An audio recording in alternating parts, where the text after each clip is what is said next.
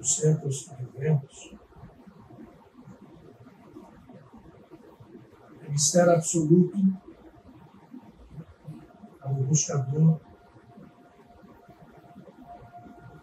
de boa vontade, de coração de aprendiz, que tem as portas da alma abertas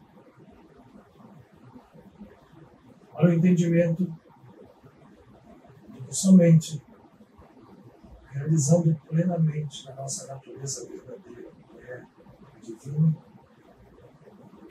só assim fazendo, alcançaremos a cura individual e coletiva e, portanto, só então, a felicidade.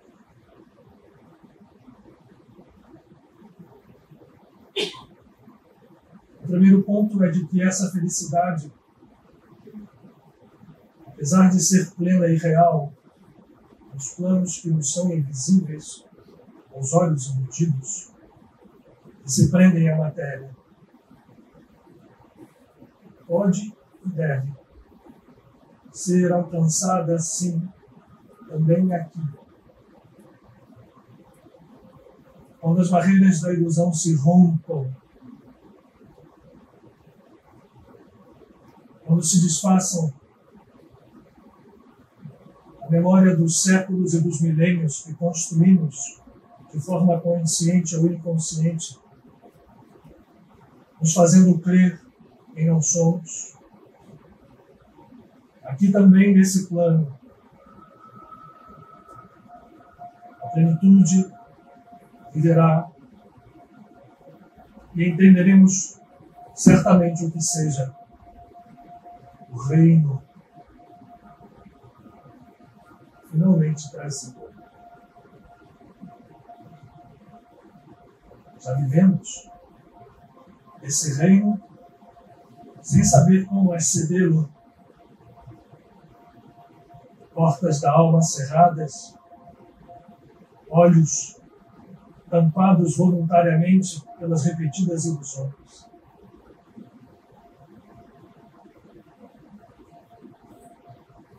Mas em nossos ouvidos espirituais ecoa a frase inesquecível: o reino está dentro de nós. Nos tempos em que vivemos,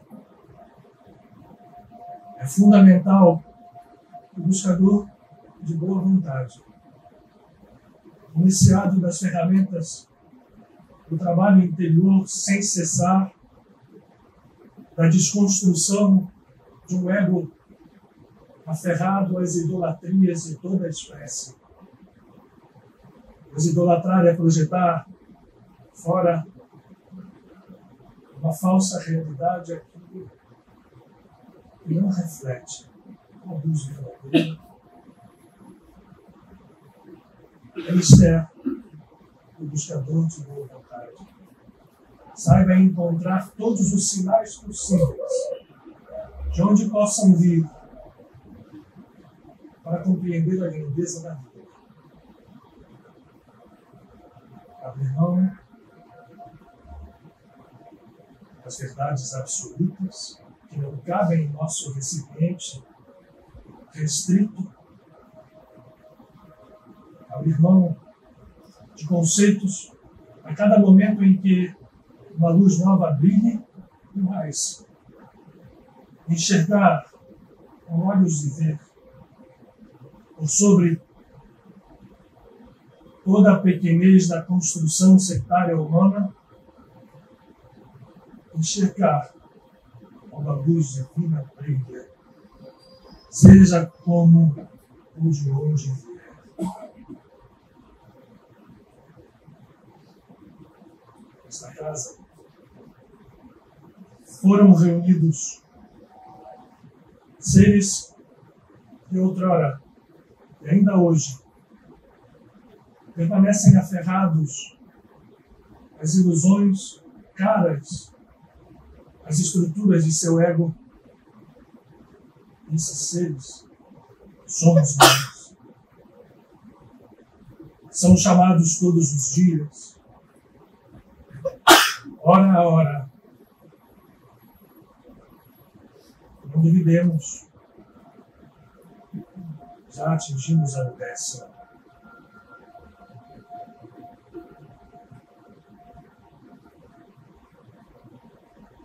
A boa nova é que a misericórdia é infinita. Reserva a hora final o mesmo valor das horas que a antecederam. Os mistérios sagrados da vida, onde os conceitos relativos destroem falso absoluto, porque absoluto só se encontra no infinito. O infinito não cabe na pequenez do nosso ego. E, portanto, valorizemos a hora que nos é dada para trabalharmos interiormente sem cessar, sem ilusões. Certamente não é uma tarefa que podemos rotular de fácil, mas longe de ser impossível.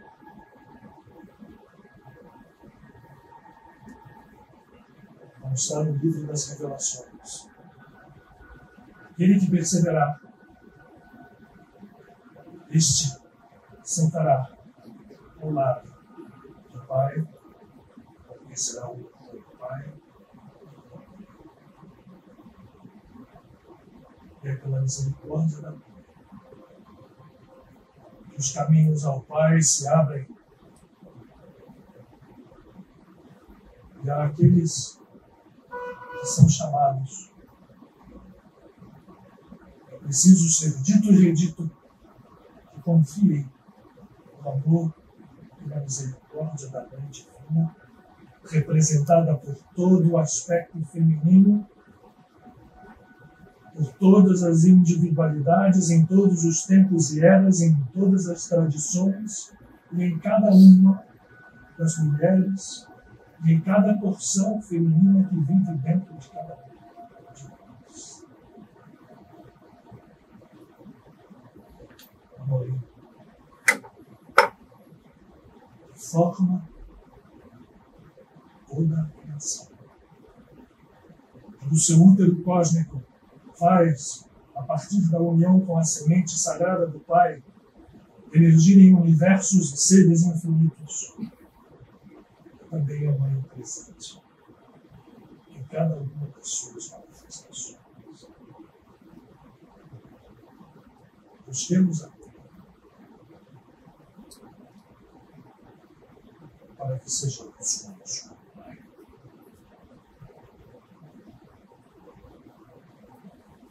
E a felicidade de Jesus. Senhor.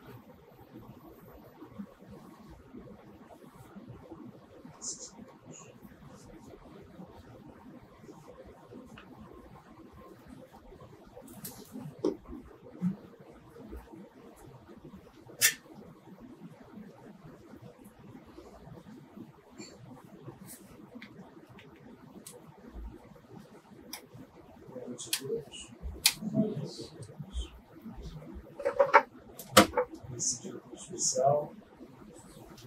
Estão sobre frio polar? Frio polar.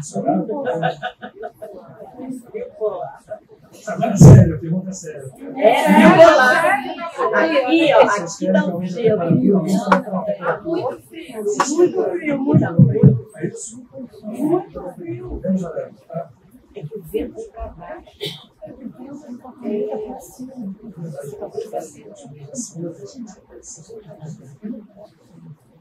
Bom, gente, nós já estamos, como a gente anunciou na semana passada, hoje já estão disponíveis os ingressos para a sessão que o diretor do Kardec, do Wagner de Assis, que é nosso companheiro também aqui na casa, cedeu ele comprando todos os ingressos, ofertando a casa a anotação de uma parte significativa na sala, como que não faz se o café do Natal do Bom, no dia 19 de maio, às 16h40.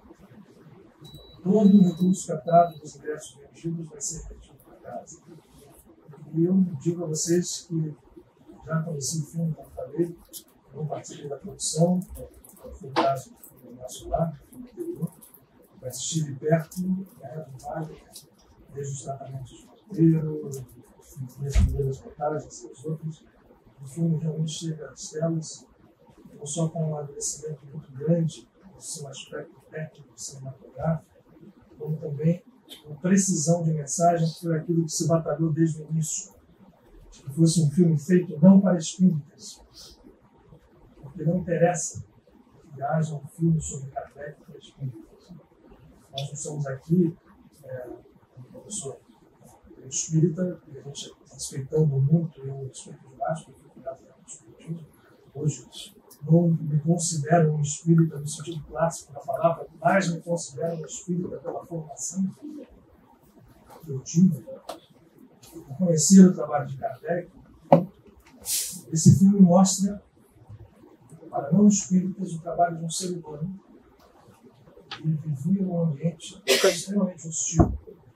Era a França do século XIX, em meio a todo o turbilhão de nascimento de ideias científicas, religiosas, e, ao mesmo tempo, sob uma pressão enorme da Igreja que fora alçada, a Igreja Católica, que fora alçada naquele momento a um comando político ligado ao imperador Napoleão III, que pressionava a tudo e a todos, inclusive a ele, que era um mestre, escola, professor, além de outras coisas, mas que a partir daí endureceu mais ainda a sua visão anti-instituição e é chamado a conhecer os fenômenos que assolavam, no bom sentido da palavra, a Europa inteira, os Estados Unidos, e a partir daí nasce a saga daquele que o nome próprio chamado de Leão Denis Rivaio, que vai ser conhecido como Kardec. Eu recomendo também que vocês leiam o livro do Marcelo Sotomayor, que foi a base para que se criasse o roteiro, que se criasse o filme. O Marcelo Sotomayor é um jornalista muito querido, né, que faz parte, é um roteirista também, bastante anos, né? Justo aí que a microfonia. E aí está aumentando? Estamos chegando lá. E o livro do Marcelo é perfeito, porque ele analisa fatos de forma isenta, trazendo esse Kardec humano e todas as lutas que ele vive. Lutas humanas.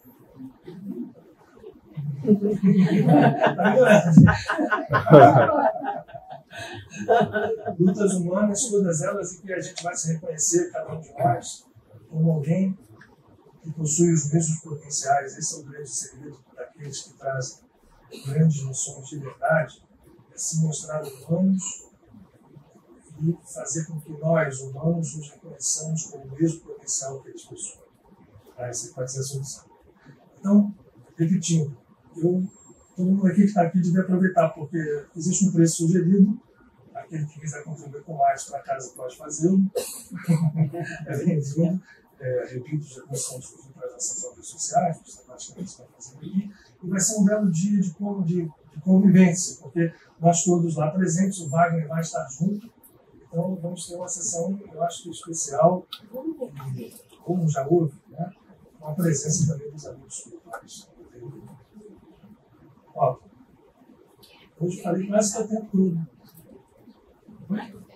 Tem recado, Mário? Então, por favor.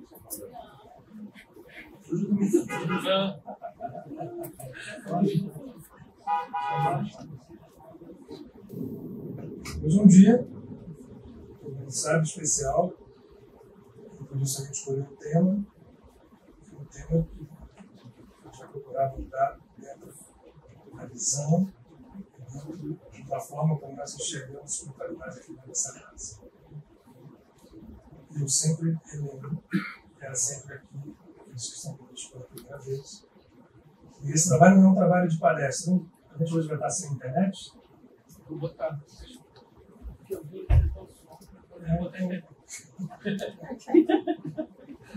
vou enrolar um pouquinho. Podendo dificuldade ainda não. Então, vou só relembrar uma história que o Otto me lembrou aqui. É que eu ouvi do meu pai, eu já tenho compartilhado no grupo, que lá na época da Grécia Antiga, né, onde Atenas e Esparta eram as cidades mais importantes e que tinham filosofias diferentes, essa cena se passa no anfiteatro, lotado, e lá de um lado estavam os atenienses e de um lado os de Esparta, que não se davam bem, até que houve uma guerra efetiva entre as duas cidades, a guerra do Peloponeso, que acabou, enfim, destruindo a civilização grega por um espaço para que a Macedônia chegasse os romanos. Bom, o pessoal que entra online, então eu vou voltar a história para trás aqui. O pessoal que está online, a gente tem que cuidar um pouquinho da nossa qualidade, porque eu sempre, quando eu vejo os comentários, que a gente está fugindo do som, nós vamos ver como é que a gente se prepara para tal, para ter essa fuga de som, porque, enfim. Mas avisa que depois já que o YouTube tem melhor qualidade de som. Não. Sim, será pelo YouTube, mas se a gente conseguir trazer essa qualidade de som para o momento real, acho que é importante, eu tenho respeito às pessoas que chegam lá na sua casa e abrem lá o seu computador, o seu celular para poder estar conosco aqui.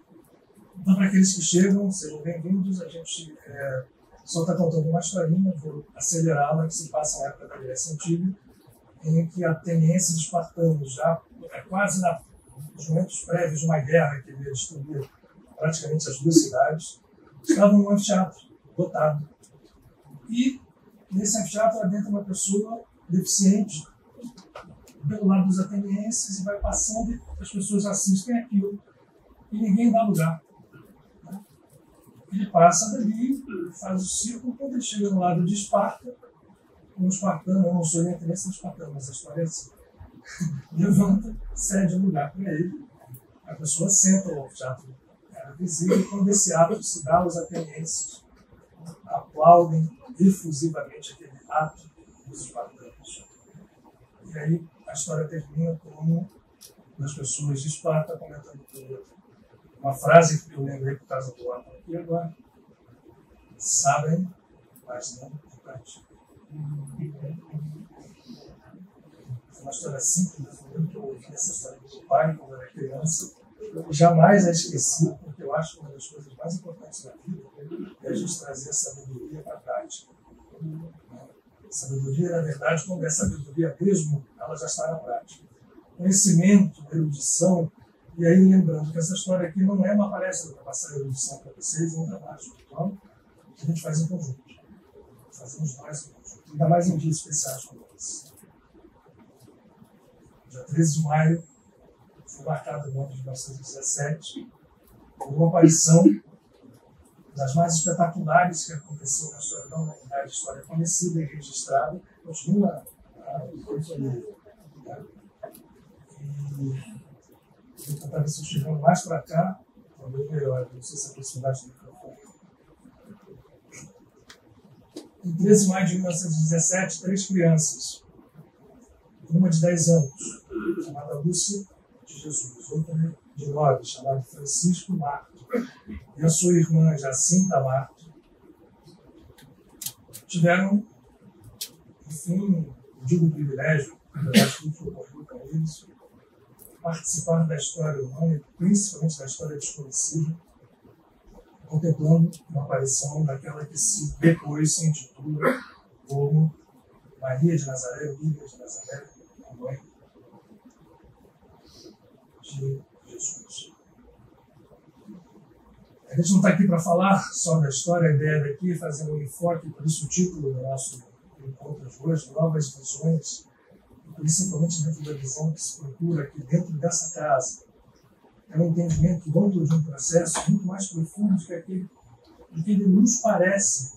Isso vale para qualquer coisa da vida quando nós deixamos de olhá-la com um ângulo restrito do sectarismo e abrimos o nosso espaço de compreensão para enxergar as razões mais profundas e tudo aquilo que mais profundamente age a partir de um fato como esse.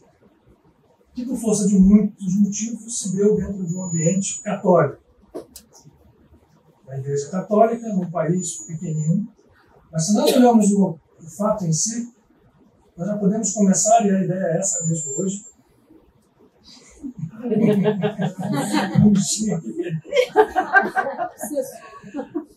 Nós já podemos, independente do fato, quando eu me animo aqui, eu vejo que o negócio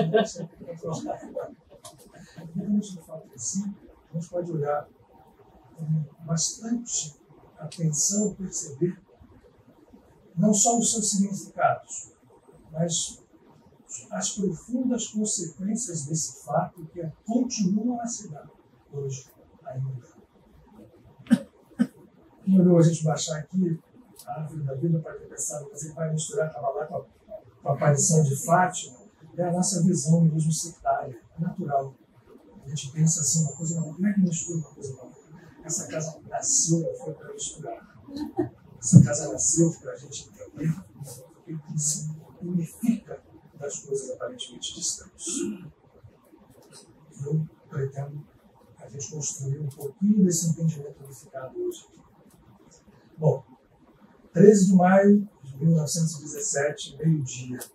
Essas três crianças que eu citei o nome, Lúcia, Francisco e Jacinta, católicas por formação num país católico, onde aparentemente e exteriormente a igreja estava ali comandando todos os atos, mas que vivia um momento político muito denso, porque exatamente contra essa força da igreja católica havia partidos políticos que, vinculados a ideias ateias, a ideias que se vinculavam ao comunismo, que começava a graçar na Europa Oriental, na União Soviética.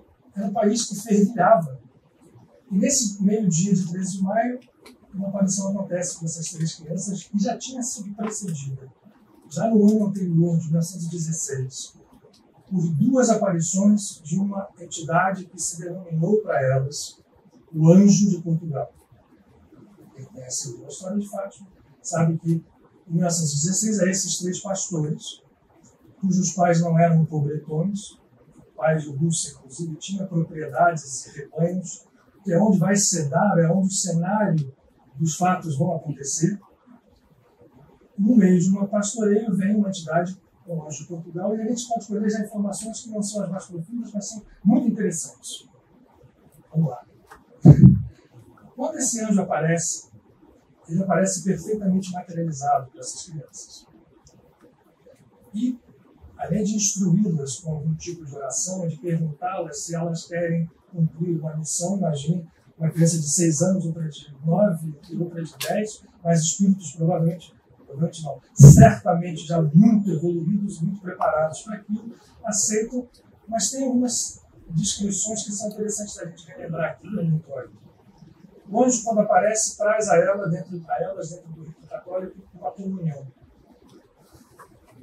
Nós vamos começar a ver que é interessante que no bojo de uma história nascida, crescida e vivida dentro do catolicismo, se rompem regras dos chamados sacramentos católicos.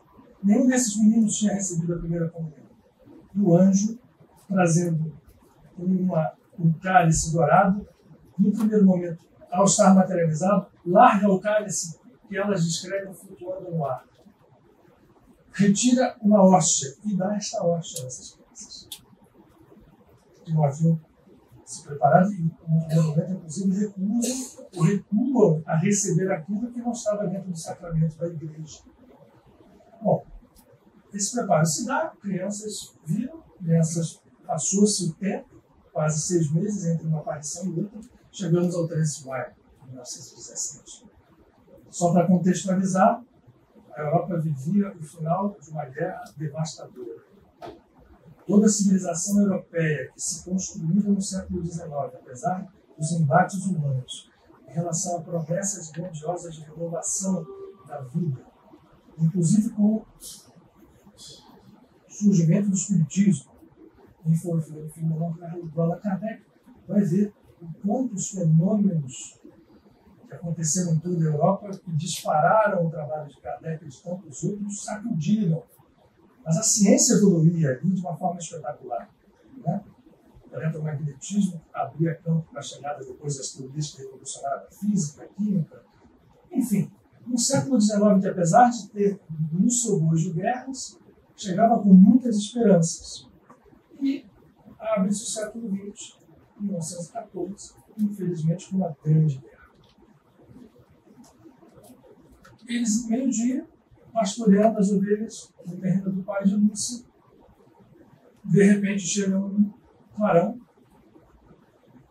e os surpreende. Clarão no céu claro, dia de maio, primavera plena, que não é comum chover naquela época, e um clarão também céu azul. E a partir daí se dá a aparição. Eu escolhi fazer uma coisa, em vez de eu relatar para vocês, eu vou fazer uma parada aqui. Vou fazer alguns comentários, vou pegar o meu celular, que agora a gente pode fazer isso, e vou usar as palavras das crianças, que estão sintetizadas aqui num site, para relatar e comentar enquanto a gente está relatando as aparições, para que a gente possa agregar com o entendimento que a gente possa ter delas, uma visão, repetindo, por isso nós estamos aqui, dá para contar a história de Fátima, é facinho, se for só para isso, livros, né? YouTube, filmes, mas para que a gente entenda a profundidade desse fenômeno e transcende as barreiras, quais sejam elas, religiosas, institucionais, que naturalmente existem na civilização humana. Assim também, como isso acontece em todo o manifestar da espiritualidade. Aconteceu com Kardec, aconteceu com a vinda de Jesus, aconteceu com a vinda de Krishna. Buda é um reformador de uma restrição enorme da espiritualidade védica dentro da Índia, para poder fazer reviver aquilo que estava quase morto. A Igreja Católica recebe um presente, mas mais do que ela, recebe um presente à humanidade. E hoje nós, numa visão panorâmica, numa visão de longo alcance, podemos enxergar isso com muito mais clareza. E mais do que podemos enxergar, podemos aproveitar o que foi trazido por essa criatura. Né? Nós todos sabemos quem foi. Pela aparição que ela se permite acontecer. E por aquilo que aquelas crianças viveram, os códigos profundos de entendimento do que é possível fazer espiritualmente cada uma das criaturas que habitam esse planeta, católicas ou não. Não sendo católicos, nós podemos olhar para um mundo mais alto, mais amplo, respeitando profundamente essa origem, mas entendendo que o que aconteceu ali transcende muito as limitações humanas. Aí eu vou passar, se eu consigo, se eu vou ter acesso a tudo. Sim. Eu vou passar a relatar pelas palavras disso que vai acontecer e a gente vai orientando. Só lembrando uma coisa, antes de começarmos. Essa era a terceira significativa aparição da mesma figura de Maria de Nazaré, a videntes. As duas prévias se dão no século XIX, exatamente naquele período que depois vai ser sucedido pela fenomenologia que deu origem ao chamado espiritismo. Nós vamos ter uma aparição em 1830, em Paris, a uma noviça, Catherine Labouré, que deu origem ao que nós chamamos de aparição da Nossa Senhora das Graças da Medalha Milagrosa, até hoje presente em Paris. É uma aparição descrita que poderia ser encaixada em qualquer livro de Kardec com as suas características.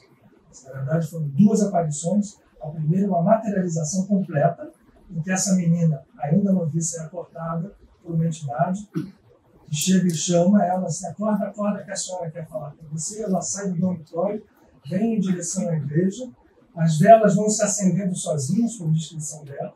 Quando ela chega na cadeira do vigário, está sentada, ela primeiro ouve um barulho de roupas, como se fosse um farfalhar de roupas. E depois vê Maria sentada nessa cadeira, e a primeira aparição, existem imagens, inclusive, descrevem isso.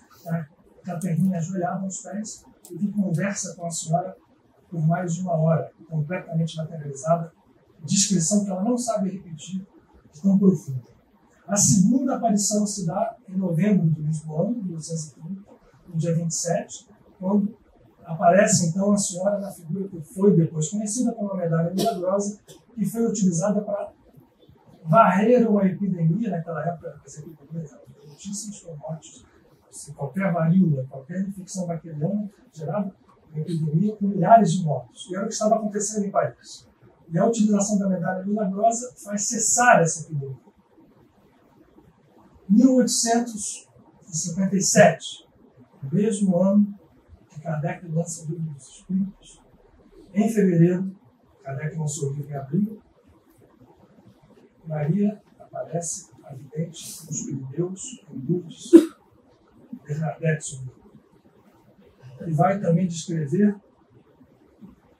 fenômenos também parecidos, como relâmpagos, como luzes, e ela vai aparecer essa criatura, aparece mais uma vez, e nós estamos hoje em Lourdes lá. Né? Ela depois se identifica.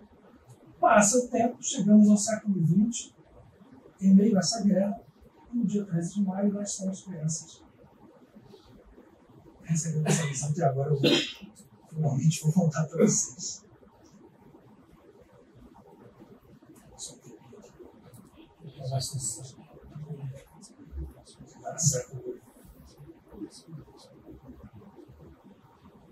Eu vou comentando a partir de seguir.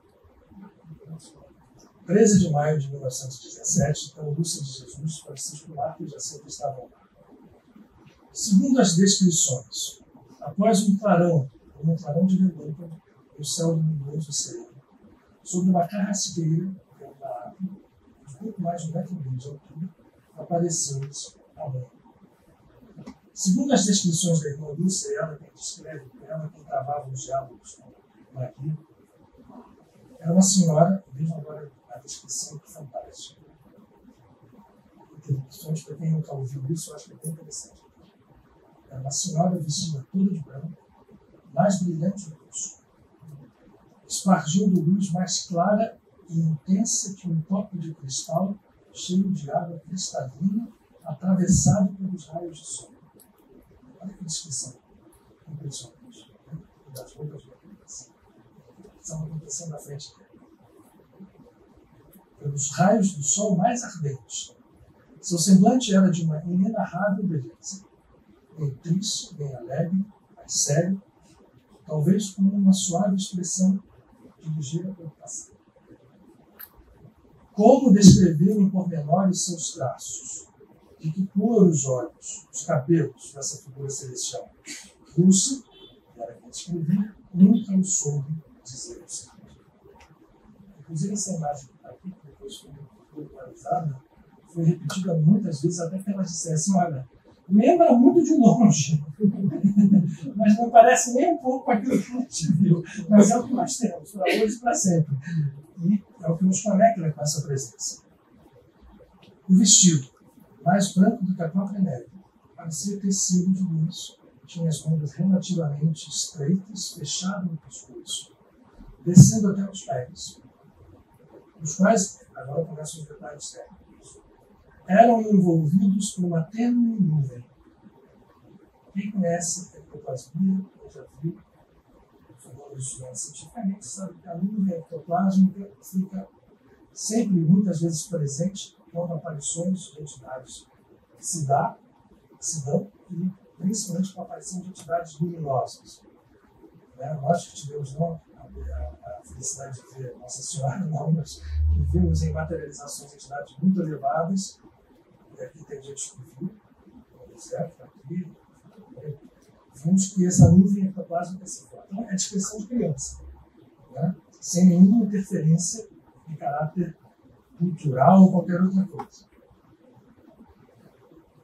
Uma tênue nuvem, e mal eram vistos os pés, roçando as franjas da azinheira, ou no outro lugar. Um manto que cobria a cabeça, também branco, orlado de ouro, do mesmo comprimento que o vestido, envolvendo-lhe quase todo o corpo. e as mãos. Trazia-as juntas em oração, coladas ao peito. Ora, esse mudra é um dos mudras mais sagrados da tradição védica. Unir as mãos, assim, vocês vão ver isso em toda a história da tradição espiritual indiana, de todas as grandes tradições espirituais, porque é o Buda que conecta as mãos ao coração e, portanto, unifica os nossos processos interiores. Então, assim está. E foi isso que eu pensei nisso. Trazer juntas. Na mão direita pendia um lindo rosário de pontas muito brilhantes, com pérolas vivas, terminando por uma cruzinha de vivíssima luz prateada. Todo detalhe aqui é importante. Esta cruz não tinha Jesus pregado nela. É um ponto que eu estou só lendo um resumo aqui, mas eu tenho uma ligação muito grande, só fazendo um parênteses aqui para vocês, desde pequeno. Esses eventos, já descrevi aqui há uns 4 anos atrás, um evento que se deu comigo em Fátima. Não vai ser o caso de repetir isso hoje. Mas, então, eu estudei muita literatura. Ao lado de tudo que se falou, e a Lúcia escreveu livros, a Lobi, então esta cruz não tinha Jesus. E ela era prateada. Isso não significa que a gente vai falar depois. Guarda. Com muito adereço, um fino colar de ouro luz, pendente sobre o peito e rematado quase à cintura por uma pequena esfera do mesmo metal. Pequena esfera de ouro brilhante à altura desse chakra. Olha só, aqui não está porque é uma descrição muito resumida, então, mas vou enriquecer com detalhes. Estão presentes em qualquer imagem que vocês vão ver de Nossa Senhora de Fátima. Essa imagem, eu acredito que ela tenha vindo de lá. Quanto maior, mais clara. Vocês vão ver na ponta de baixo do manto que foi descrito também por Lúcia. Aqui tem esse aqui que não é verdade. Mas isso daqui está presente. Aqui existe uma estrela de 6 pontas. Isso não vou conseguir ver daqui, mas eu levanto. Ó.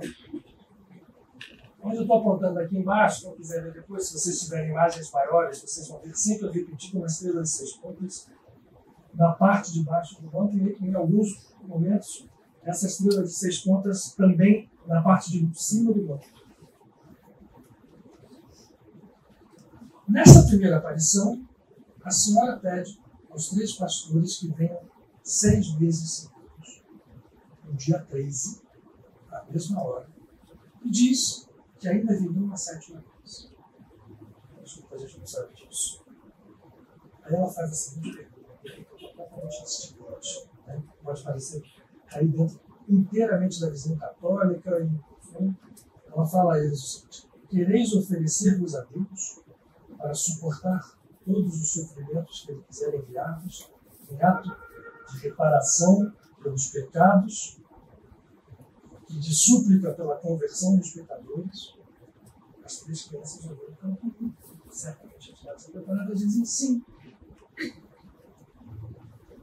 E então acrescenta a senhora: olha, ides ter muito que sofrer, mas com a graça de Deus, desculpa,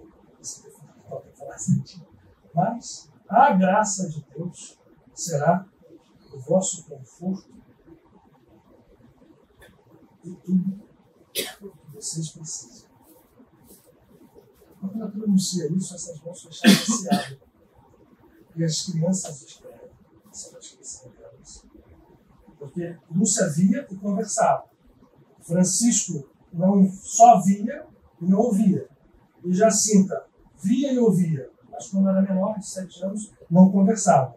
A porta-voz era sempre Lúcia. Ao pronunciar essas palavras, a graça de Deus, ela abre as mãos, comunicando-nos, primeira pessoa do plural, uma luz tão intensa como que reflexo que delas expedia, que nos penetrava de tal forma no peito, no mais íntimo da alma, que fazia nos ver a nós mesmos em Deus. Olha que descrição espetacular. Deus que era essa luz.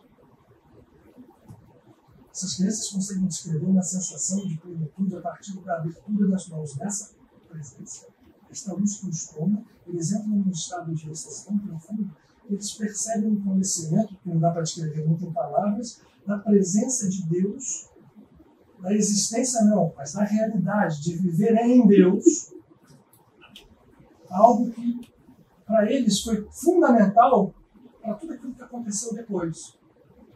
Baseado nessa sensação, que não deve ser quanto tempo durou, eles se tornaram convictos de que um pedido feito a eles, de que eles orassem para a conversão de pessoas, poderia ser funcional em relação a uma doutrina pesada que era trazida pelo catolicismo até então, da completa, enfim, não sei como estou achando aqui a palavra, mas de você não ter saída quando você era condenado ao inferno, ou do castigo ao pecador de modo absoluto, isso não pudesse ser revertido. E com uma novidade de intercessão, agora eu vou fazer um comentário.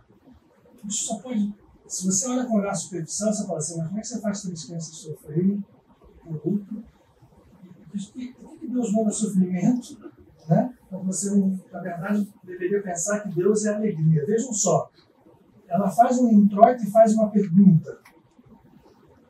O sofrimento, que pode parecer algo ilógico e algo completamente, na verdade, num olhar super, assim é, para aqueles que são e estão despertos num grau de consciência de superioridade em relação à nossa percepção comum, o sofrimento não tem o mesmo valor que possui para nós. E como é que eles foram preparados para isso? Tendo essa primeira visão, o programa fala com que eles percebam e vivam a realidade divina dentro deles. Eles se fortalecem imediatamente. Parênteses aqui. Poderia ser diferente. Ou precisaria ser tão trazido ao nível do sofrimento, do sacrifício, inclusive corporal. Mas não se esqueçam que nós estávamos num ambiente católico. Eles já sofreram muito, vocês vão ver aqui depois, quando começaram a relatar as aparições, acusados de tudo e mais um pouco. Então, se eles fogem da visão católica 1 milímetro e sem fugir já foram acusados, imagine se fugissem. Fica para nós, que temos um olhar, eu falo nós, somos nós hoje, humanidade hoje, com um olhar mais amplo, poder entender esse processo, extrair dele. Ninguém vai sair daqui dizendo que todo mundo tem que sofrer e fazer o que acontecer, mas entender o que é um poder de intercessão. E que muito maior valor vai ter aqui o fato do sofrimento, mais valor do que o fato do sofrimento, vai ter valor, vai entrar em campo com o poder que está sendo, depois da terceira aparição, revivido pela mãe de Jesus de Nazaré. A nós, mãe, também. Poder da oração. Vamos lá. Eu fiz um parênteses e etc. A resposta afirmativa das crianças, ela acrescentou, e depois teremos que sofrer. Mas a graça de Deus será o nosso conforto. E foi ao pronunciar essas últimas palavras que ela abriu pela primeira vez as mãos, repetiu-os, comunicando-nos uma luz tão intensa, como que um reflexo que delas expedia e nos penetrava no peito, no mais íntimo da alma, fazendo-nos ver a nós mesmos em Deus. Ter essa luz. Mais claramente do que nos vemos no melhor dos espíritos. Essa luz separada. Então, com um impulso íntimo, imediato, nós três nos ajoelhamos e repetimos: ó Santíssima Trindade, eu vos adoro, ó meu Deus, eu vos amo. Oração ensinada pelo anjo. Passados os primeiros momentos, a senhora acrescentou, na primeira aparição, hoje, 13 de maio, orem o terço todos os dias, para alcançarem a paz no mundo e para o fim da guerra. Olha que poder, olha só que coisa interessante que está acontecendo aqui. 3 crianças, 3, não são 3 milhões, são convidadas a entrar num campo de entendimento da vida muito amplo, que transcende as nossas percepções comuns, e convidadas a usar apenas uma coisa: dentro da tradição católica, a oração do terço. Para que esta guerra terminasse e mais, para que houvesse uma conversão de pecadores. A linguagem é toda católica. A gente está tentando dar um... E Nossa Senhora, dito isto, se elevou serenamente subindo em direção ao nascente, até desaparecer no céu. A mensageira havia produzido nas crianças uma deliciosa impressão de paz, de uma alegria radiante, de uma leveza e liberdade tão grande que parecia-lhes que poderiam voar como os pássaros. De tempos em tempos, o silêncio em que tinham caído era cortado por essa jubilosa exclamação de Jacinta, a mais nova, de 7 anos. Ai, mas que senhora tão bonita! Ai, mas que senhora tão bonita! E foi Jacinta, porque eles haviam combinado de não contar nada, que na sua infantilidade não demora nem uma noite para contar. Que tinha visto uma senhora e apanhar por isso. E assim era o costume português. Ora, a criança faz lá e tome-lhe lá, e tome-lhe cá, mas não mentira. Passa isso tempo, não vamos passar muito alto, porque não queira ler isso, nosso interesse é outro. E ela pede que eles voltem 6 vezes. Aqui está aberto ali por um motivo. 13 é um número que, para o ocidental, em geral, depois até que os célticos adotam isso, é um número macabro. Tem avião que não tem 13ª cadeira, tem um hotel que não tem 13º andar. Mas isso foi uma distorção profunda desse número. Esse número tem uma origem dentro da tradição espiritual que nos deu origem ao cristianismo, que é o judaísmo, extremamente inversa. Eu sempre brinco aqui quando eu falo disso, que desperta a Galo, que usou 13 e conseguiu o que ele conseguiu com esse número. Porque 13 é um número de sorte profunda. Sorte por quê? Se existe sorte. Porque ele nos conecta aos 13 atributos de misericórdia infinita da divindade que estão descritos na Bíblia. Que foram passados a Moisés, pelas entidades que falavam com ele diretamente. E esses 3 atributos de misericórdia se refletem em todas as palavras que tem a gemátria ou a numerologia das palavras em hebraico. As letras hebraicas são números, um nome, por exemplo, Ahavá, amor, soma 13. E outros números. Então, é um número poderosíssimo de amor. E ela pede que todos os dias 13, 6 meses seguidos, eles retornem aqui. E pede outra coisa, que eles façam, a partir dali, a oração do rosário, que eles fariam todos os dias, em comunidade, nos primeiros sábados de cada mês. Isso se repete até hoje. E é estranho, né? Porque para a Igreja Católica, como ela precisou se separar do judaísmo que deu origem, né? Criou-se o domingo como um dia santo para poder separar. Mas, na verdade, o sábado não é sábado para uma questão religiosa. Nosso mundo material é feito em setenários. O número 7 é muito importante na constituição do mundo material. Se divide em 4 e 3, onde a afirmação do 4 traz para o número, o 3 nos eleva. Ora, se existe o 7º dia, que é o sábado, esse dia é um dia especial, porque é um dia chamado dia fora do tempo, e que nos conecta com a presença divina, se nós assim quisermos. E o sábado, o Shabat, não é respeitado, e ele se torna assim muitas vezes por muitas pessoas, como o católico vai à missa domingo porque é uma obrigação, chega lá e vai e está pensando em outra coisa, mas ele foi à missa, só que cumpriu. Como o espírita vai tomar passe no centro e acha que tomou o passe, está tudo bem. Assim somos nós. Para muitos judeus, fazer o ritual do Shabat acontece de algo como uma visão superficial. Não é problema do judeu, do católico ou do espírita, é problema do ser humano que olha o ego e olha o mundo com a visão do ego. O Shabat é sagrado. E ela, na sua presença cósmica, localizou no Shabat, aos sábados, os seus rosários em comunidade, que são repetidos até hoje em Fátima. Todo o primeiro sábado de cada mês, no primeiro Shabat, se faz o rosário inteiro, em um terço, rezado em comunidade. Bom, vamos lá. Segunda aparição. Já com 50 pessoas na cova da Eli, os 3 pastorinhos viram de novo o reflexo da luz, a que chamavam relâmpago, e se aproximou da carrasqueira.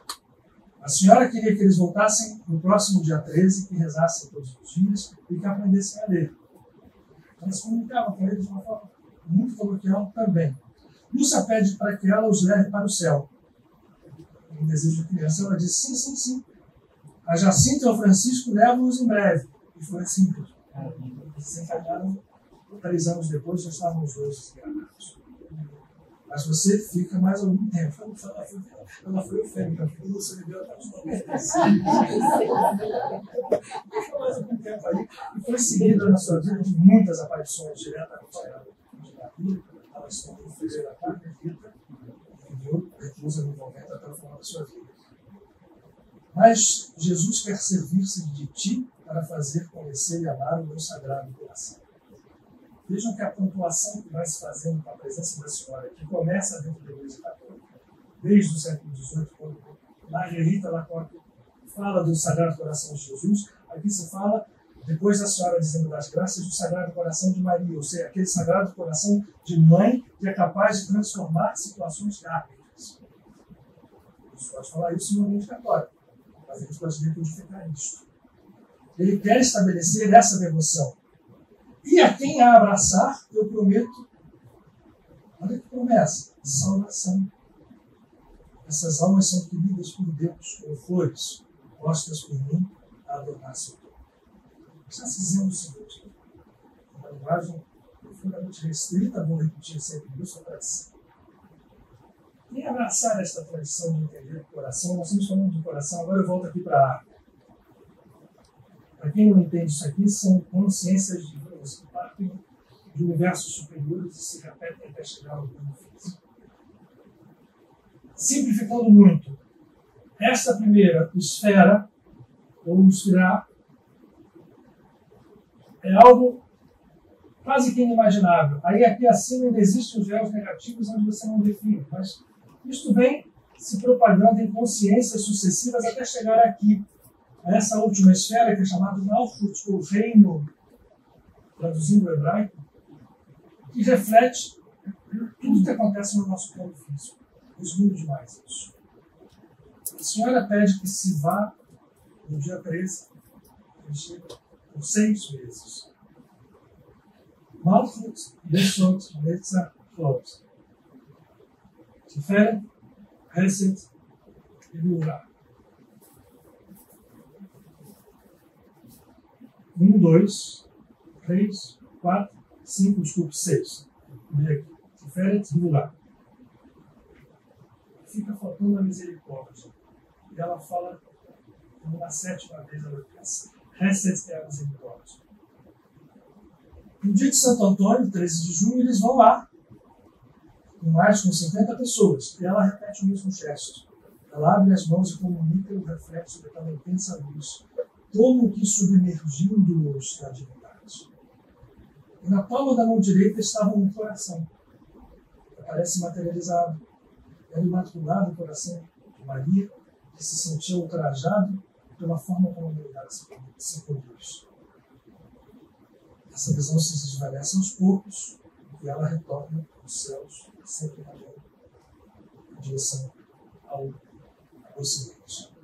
A terceira aparição em 13 de julho, Lúcia até a tarde anterior estava resolvida a não comparecer.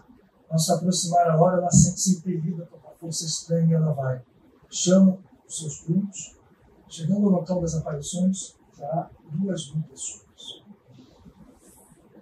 que já tinham depenado a árvore, levado tudo e sobrava só uma pequena maçã de madeira. O pai de Francisco, de Jacinta, o senhor Marto, narrou ter visto, e essa visão agora começa a se espalhar pelas pessoas, já não eram mais só eles. Visto uma nuvenzinha meio acinzentada sobre o que restava da asneira, enquanto o sol turvava e uma frescaragem soprava. A senhora vai repetir para eles: eu quero que venham aqui no dia 13 do mês que vem e continuem a rezar o terço todos os dias em honra à Senhora do Rosário. É interessante que ela se desidentifica Ela chama a Senhora do Rosário numa terceira pessoa, para obter a paz do mundo, o fim da guerra. Porque só ela lhes poderá valer. E Lúcia revela que Nossa Senhora pediu para eles que se sacrificassem pelos pecadores. E diz-lhe muitas vezes, sempre que fizessem algum sacrifício: ó Deus, é por vosso amor, pela conversão dos pecadores, em reparação pelos pecados cometidos contra a Senhora. Isso aqui de uma simplicidade profunda, que mostra algo que foi trazido como um poder, não só dos 3 pastores. O poder de oração que era capaz. Olha só o que ele está falando aqui. A gente não tem tempo hoje. Nós estamos falando de uma profunda unidade. Porque se eu acredito que alguém possa, com o poder da oração, converter no sentido profundo da palavra, fazer com que o pecador se modifique, eu estou afrontando certos conceitos férreos que dizem que ninguém modifica ninguém. Vocês certamente já ouviram isso. Ninguém modifica ninguém, cada um tem que passar pela cruzei, tiver que passar, vai passar, aquilo que tem que fazer é ele. Como é que alguém pode modificar alguém? Só de uma forma. E a essas crianças foi mostrado na prática, por aquela luz que saiu das mãos da Senhora e as tocou. Isso pode modificar se nós entendermos um conceito que está muito longe de ser entendido.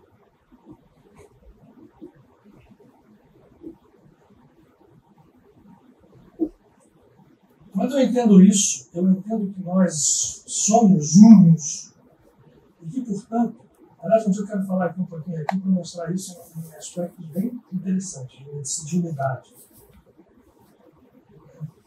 Por exemplo, todos os átomos de ferro que compõem a hemoglobina do nosso corpo todos vieram de explosões supernovas. Foram criados em explosões supernovas. Todo mundo saiu, pelo menos o átomo de ferro e outras coisas mais. Se a vida é una, alguém pode modificar o outro sim, porque se ele se entende um com o outro, por isso o sentido real do sacrifício, o profundo, não é que eu vou fazer desaparecer o livre-arbítrio do outro, não é que eu vou fazer, mas eu consigo mexer o quanto mais eu entendo a unidade.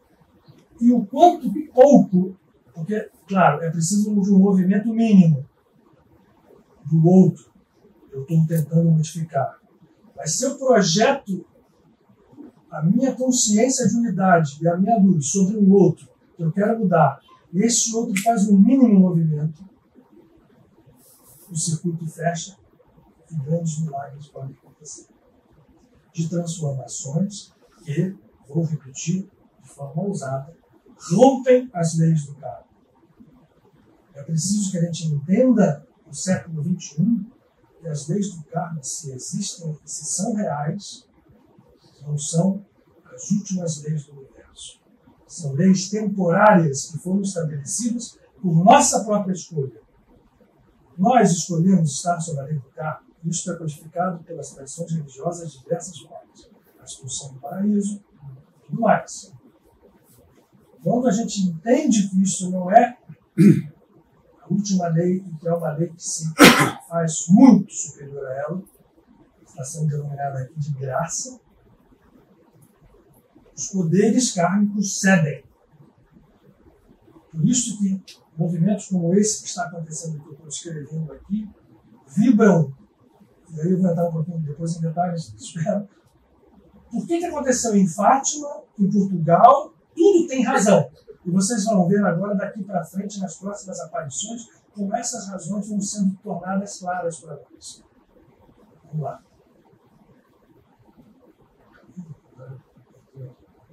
Não, isso não.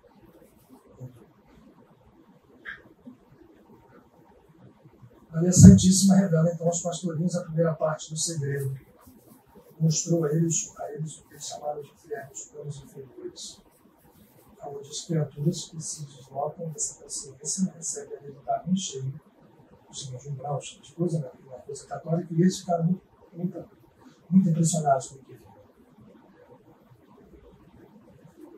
A terceira parte do segredo permaneceu desconhecida e dizem que ela foi revelada agora. Eu não acredito que essa revelação, particularmente, eu acho que foi que o Papa João Paulo II não revelou com toda a clareza o que foi dito a ele, às crianças ali.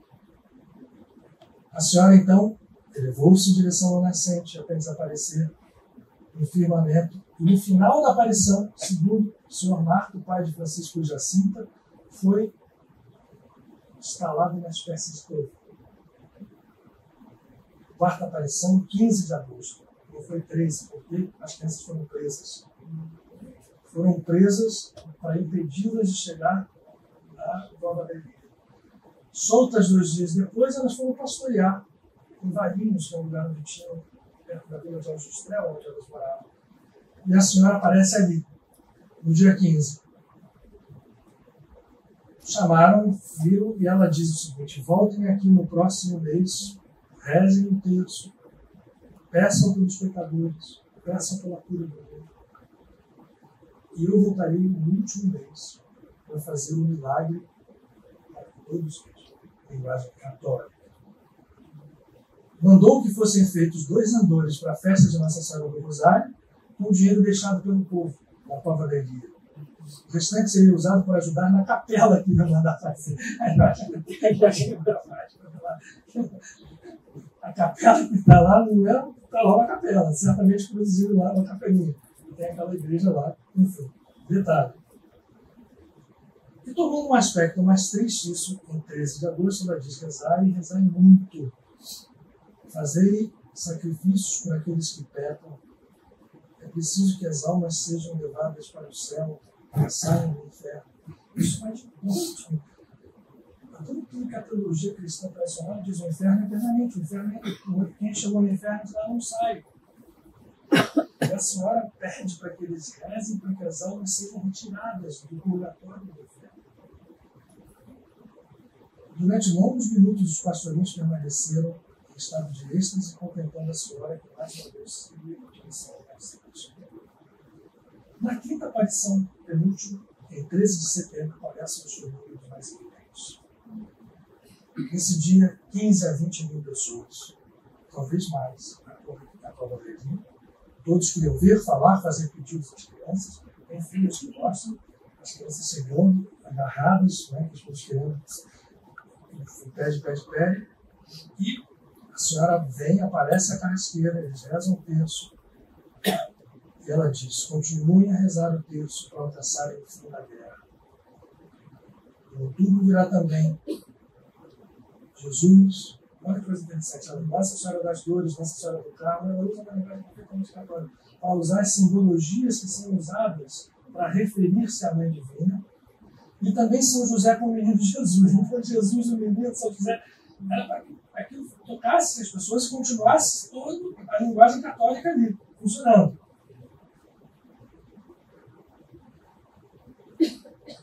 Segundo o testemunho de alguns espectadores que ali estavam, por ocasião dessa visita, a senhora, como das outras vezes, ocorreram diversos fenômenos atmosféricos.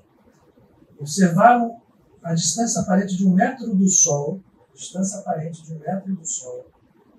um globo luminoso, que em breve começou a descer em direção ao poente, e da linha do horizonte voltou a subir de novo em direção ao Sol. Além disso, a atmosfera tomou uma cor amarelada, verificando-se uma diminuição da luz solar, tão grande que permitia-se ver a Lua e as estrelas. Isso é fantástico. Uma nuvenzinha branca, visível até o extremo da cova, envolvia a azinheira. Agora já não era mais uma pessoa que via, todas as pessoas que viam a nuvem envolvendo a ela e aos videntes. Ou seja, ectoplasma em profusão absoluta.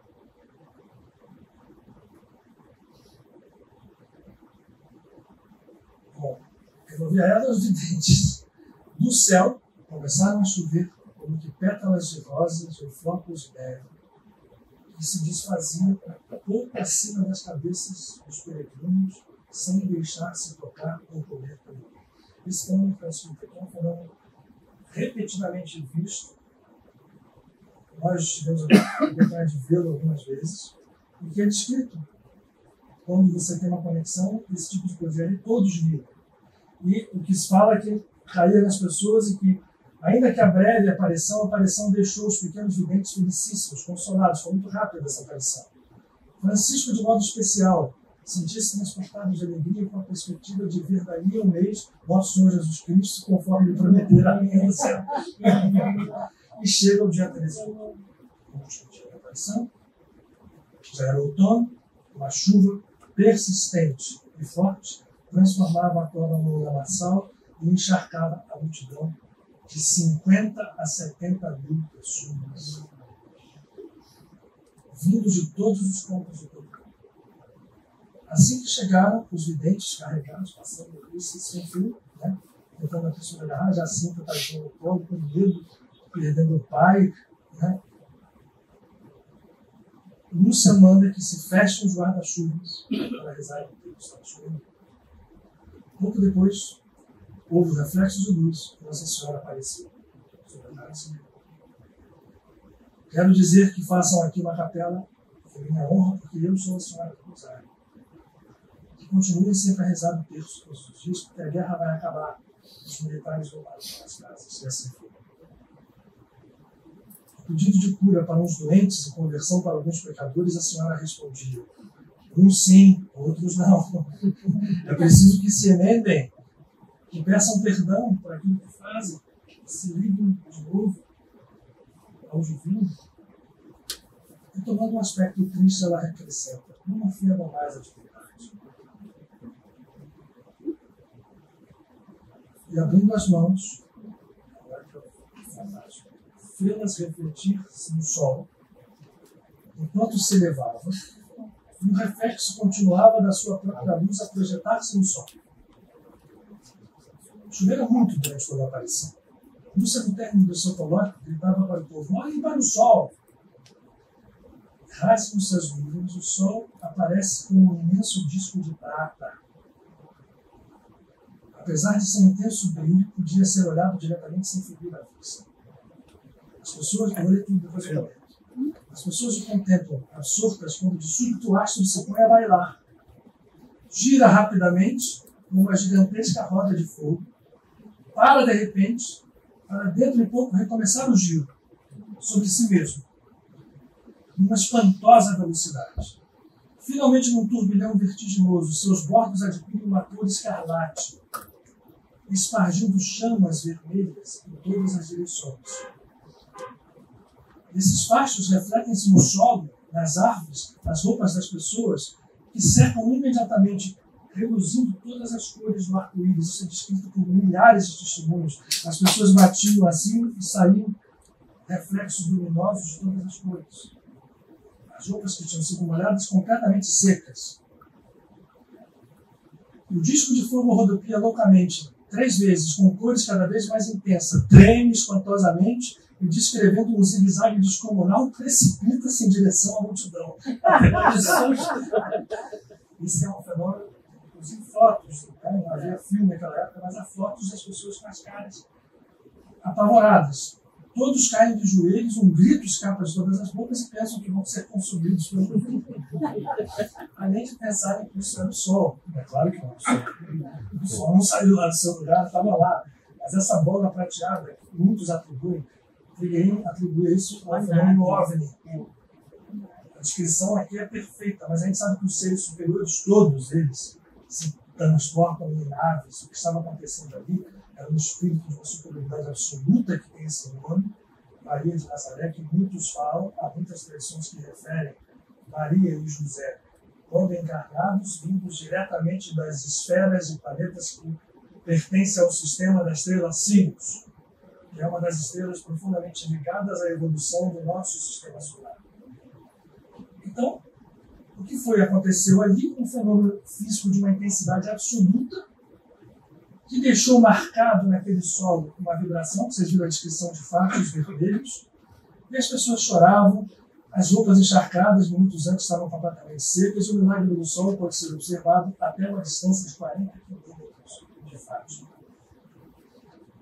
E as promessas da sétima vinda, ela diz que voltaria uma vez, e a vida segue com a desencarnação rápida de Francisco de Jacinta e a presença de Lúcia. O que eu quero frisar aqui? Não foi um fenômeno apenas de aparição para ser esse mesmo catolicismo. A gente, olhando a leitura de hoje, a gente viu o que estava acontecendo ali, um fenômeno fantástico. Primeira coisa, uma cruz que materializava nela era prateada. A cor prata, lembra que eu falei que havia uma sétima? Aqui chamada Hesed, que significa misericórdia. A ida 6 vezes pode ser traduzida como a subida da nossa consciência. Entendendo que quanto mais esta consciência sobe, mais o karma que está restrito a essas esferas aqui de baixo, principalmente a essas duas e mais ainda a esta esfera aqui, o karma vai sendo transmutado. Hesed é misericórdia e a cor de Hesed, a cor da misericórdia da Kabbalah, é prata. O sol, quando aparece, o chamado milagre do sol, que não é um sol, é uma esfera materializada, ou uma nave, ou uma grande projeção de luz intensa que derramou aquela luz a cravar no solo de Fátima, era prateado. Também não era dourado, era prateado. Os fachos vermelhos que saem são literalmente raios que saem desta cor do julgamento e que, quando entendido no seu nível profundo, rompem o julgamento. Eu imagino que aquelas 50, 70 mil pessoas que foram ali presentes não estavam por acaso ali e certamente foram chamadas a serem tocadas por algo superior. E crava-se em Fátima, um pequeno país de Portugal,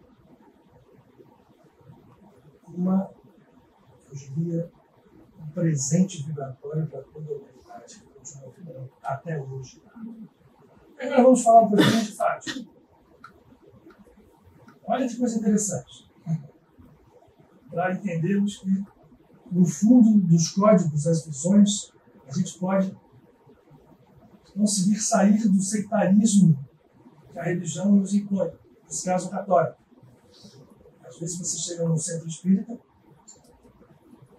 se a gente falar num centro espírita ortodoxo, que o Kardec dizia, ele disse isso mesmo, que o espiritismo devia estar pronto a todas as verdades que aparecessem no encontro da caminhada dele, todas pela ciência dentro do outro lugar, e deveria, se assim fosse, vistas como verdades, aceitá-las e se transformar, talvez pode ser tocado, né? Porque para as pessoas sectárias as verdades não se lembrando dentro do seu universo particular.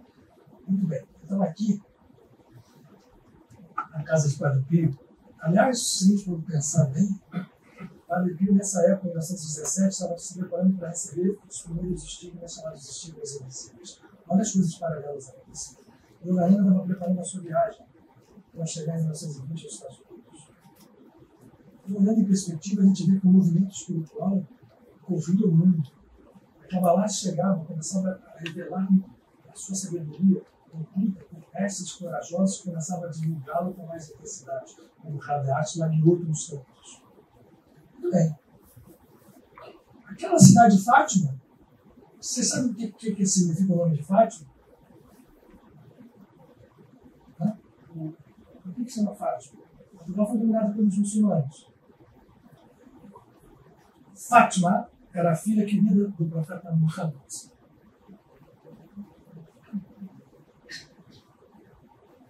Fátima fica num país chamado Portugal, que foi criado, que foi o único país criado na Europa sem se submeter às divisões medievais dos condados, ducados.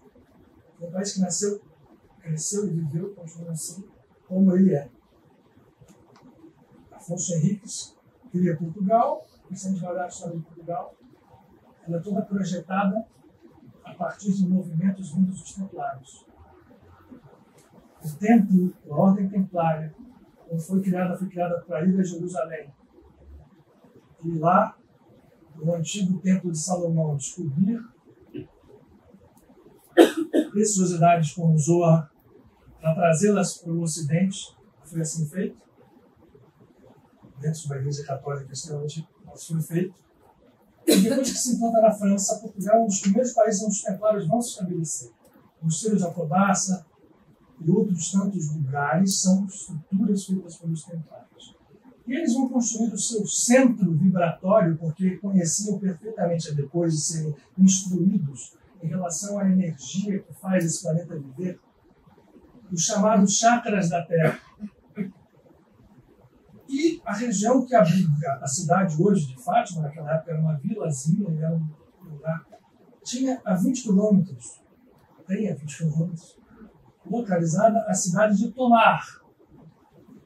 Tomar era o centro templário em Portugal, onde o primeiro templário português, chamado Godinho Paes, ligado diretamente a Rio do Paião, que era o fundador da ordem, ainda vivo, estabelece o centro templário no castelo, hoje chamado Castelo da Ordem de Cristo, porque quando houve a destruição do templo na França, né, que já que o Colé foi queimado pelo rei Filipe Belo, os templários se refugiam na maior parte em Portugal, mudam de nome e vão construir o seu projeto de civilização a partir de Portugal, chamado Quinto Reinado do Espírito Santo, criando as escolas de navegação, entre elas as de Sagres, sabedores que existia a América, para tentar construir na América um reinado de paz. Aí não conseguiram. Nós estamos aqui nessa luta toda. Mas o fato é que o projeto é esse: Tomar é uma cidade posta sobre um chakra da Terra. Eles não escolheram Tomar por acaso. E quem vai a Tomar hoje sabe que o universalismo templário era tão grande que até hoje na cidade de Tomar existe uma sinagoga cabalista que é grudada nos muros do castelo, uma rua lateral.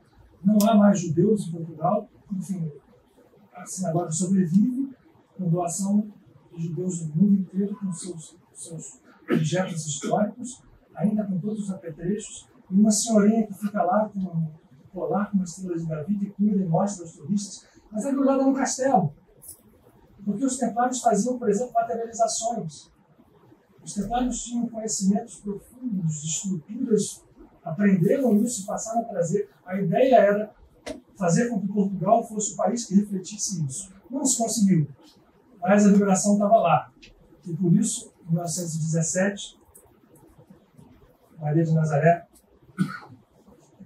quem imagina que Nossa Senhora vive no céu com mantos, assim, olhando, sentado? Um espírito dessa ordem tem uma consciência tão grande e absurda que vive de uma forma inestimável, mas inimaginável para nós. E provavelmente ela, quando apareceu, tinha lá suas naves todas rodando e fizeram o que no último dia apareceram para todos. Isso não diminui nada, isso só mostra para a gente a universalidade da espiritualidade. Porque você não pode se prender. Não é mais tempo de nós nos prendermos a tradições religiosas. Se temos afinidade com uma determinada escola, se nós gostamos das práticas católicas, não vamos abandonar. Se gostamos das práticas que nos ligam mais às culturas orientais, não vamos abandonar. Se queremos espiritismo, vamos. Se queremos acabar lá, só, por favor, não nos deixemos mais prender por estruturas que impedem que nós tenhamos uma visão ampla do processo. E a mensagem de Fátima é uma mensagem poderosíssima, porque ocultos estão ensinamentos profundos que podem ser entendidos e bem entendidos. Infelizmente, eu sempre acho que eu não consigo passar nem 10% do que me passam aqui. Mas o fato é, ali ainda vai haver muito entendimento em relação ao processo que aconteceu e que continua acontecendo em Fátima. Para um dos estudantes da espiritualidade chamado Figueiredo, que vocês conhecem, inclusive há naquela região não só estruturas espirituais muito colocadas, como cidades subterrâneas. Eles chamam o centro de Gris, que fica posicionado embaixo de Fátima. E que se tem ali há pontos de equilíbrio que mantém esse planeta equilibrado. A gente acredita ou não, né? Bom, você quer falar uma coisa? Você tem que falar aqui. Você tem interesse na internet. Rapidamente. A internet lá embaixo. Eu vou falar disso também. Essa é a prece final. Os pretos velhos e as pretas velhas merecem. Tá ligado? Então fala daqui, fala pertinho de mim aqui. Tá bom. Então, não. Essa coisa de centros vivos é muito importante, porque o Frederico pensou muito bem, muito com ele nas discussões. Ele passou, né, essa instrução sobre os centros vivos da terra, né, os centros interterrenos e proprietários. E Portugal guarda esse centro, esse vórtice, né, que um dos aspectos está diretamente ligado com a marca. Mas que existe um outro ponto muito importante, que é ligado à área de dormes, ou seja, é também complexo. Tudo ali pertinho, né? É uma rede. Então, há uma área muito específica em Portugal que não é bem Tomar, mas é próximo a Tomar, que a gente pode chamar de Guzês, em que esotericamente chama-se Lago Azul, tá? Onde Figueirinho e outros começaram a fazer informações. O sentido disso tudo é muito rígido, como você disse, né? Ou seja, quando se fala assim, Maria e José, reflexível, está diretamente ligado a esse projeto, né? E a energia que fez aquele movimento solar foi Samana. Na verdade, é um aspecto, vamos dizer, desse Cristo cósmico, né? E Liz, ela tem um projeto interno, a identificação do ser humano, a grande misericórdia e a grande perfeição interna desse coração de Deus, né? Ou seja, o novo DNA sem violência, o DNA do Cristo realmente. Então, esse centro Liz é o grande regulador, né, desse imenso coração humano, planetário, sistêmico, galáctico, né, regendo para essa grandiosidade. Então, quem vai lá sente perfeitamente, da sua maneira singular, Independente da fé que não interessa, é a caixa quântica. Você chega ali, independentemente do que está acontecendo no terreno, no plano óbvio das cenas, você sente a campana, a egrégora, aquele sentido de pureza muito específico, porque somos nós mesmos projetados aqui dentro. E eu tenho uma ligação profunda com tudo isso. Eu vivi lá há 12 anos, 4 em Fátima especificamente, e há muitas histórias para contar, né? É muito forte esse sentido. Obrigado, Obrigada. Mais uma pergunta?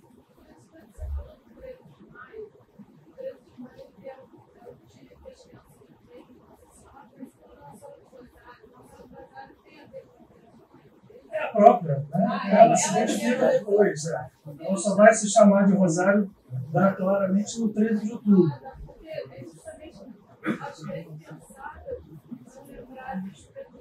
Sim.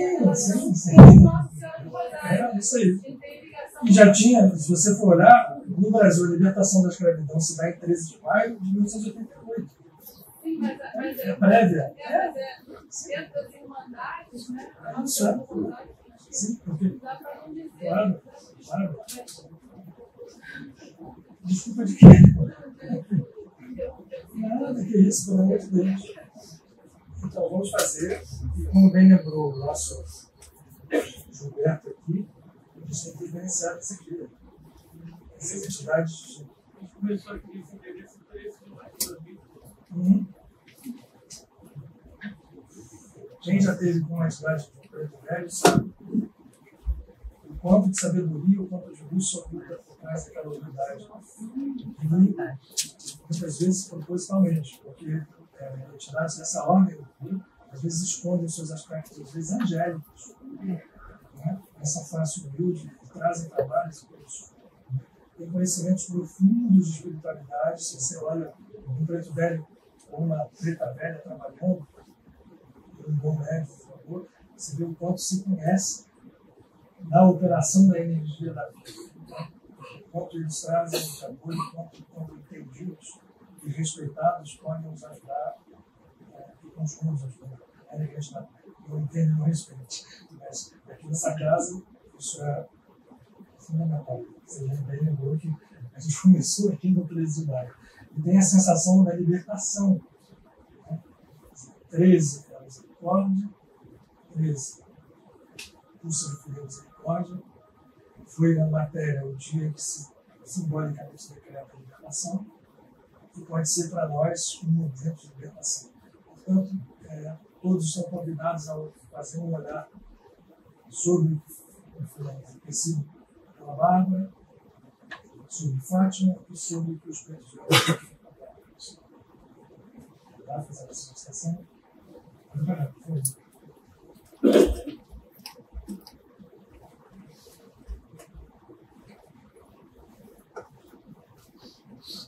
O nosso Rocha Lima, ele falava e escreveu que muitos santos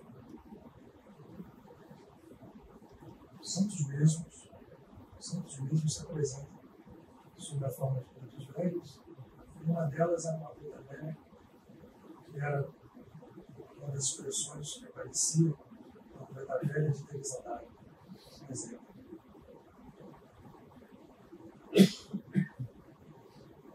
Eu já vi um preto velho, todos eles têm nomes muito interessantes, né? Faz Jacó,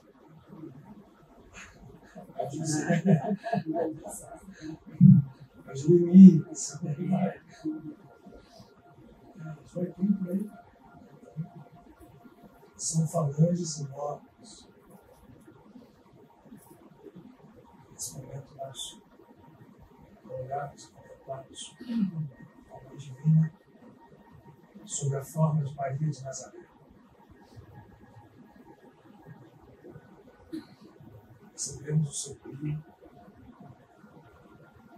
queremos ser como aquelas crianças,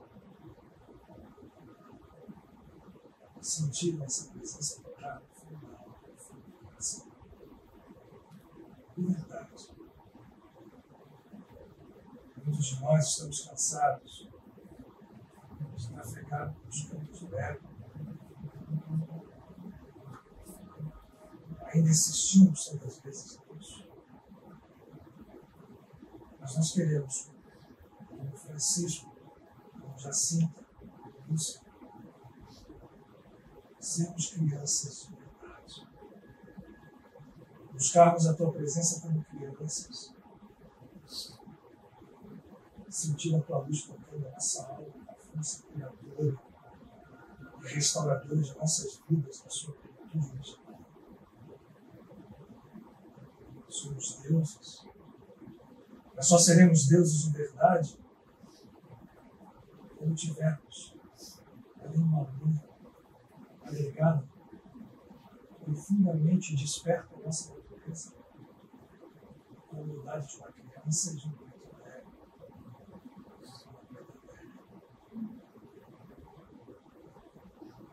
A humildade verdadeira é o único propulsor da nossa ascensão, que também é um mergulho dentro de nós mesmos, para finalmente podermos dizer, não como quem ouve e repete, mas como quem sabe, como quem saboreou o fruto da árvore da vida, das vidas, todas fundidas numa só vida. Eu e o Pai somos um.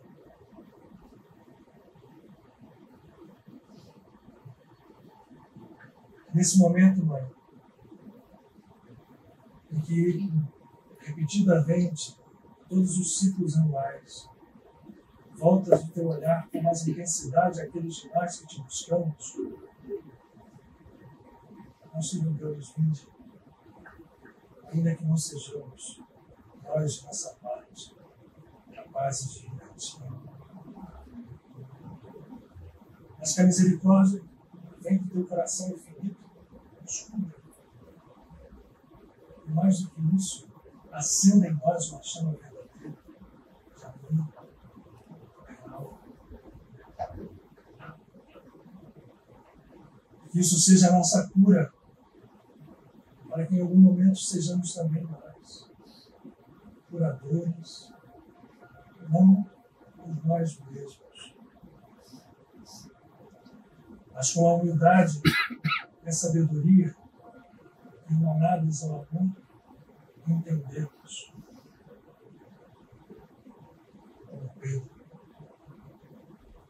o chamado a curar. O paralítico que lá desceu nas escadarias do templo, que rogava por cura, repetiu a frase que eu não esqueci. De mim mesmo, de meu ego, eu nada tenho, mas aquilo que tenho, levanta-te e anda. Esse paradoxo guarda-se todos os segredos. O ego, ainda que pense ter, nada tem. Posses, conhecimento, orgulho, vaidade. Mas o eu, quando o ego compreende que nada tem, surge e diz: daquilo que tenho, disso posso dar. Porque sei que aquilo que tenho é a presença de Deus. E se brilha hoje em mim, brilhará sim um dia em todos os seres que habitam nesse planeta. Porque brilha, pois está oculta em toda a criação. A Mãe, sobre todas as formas, porque entendamos que és Deus. És Deus. Eu sou. Irmã, não é? Mas é voz de Deus. Repitemos.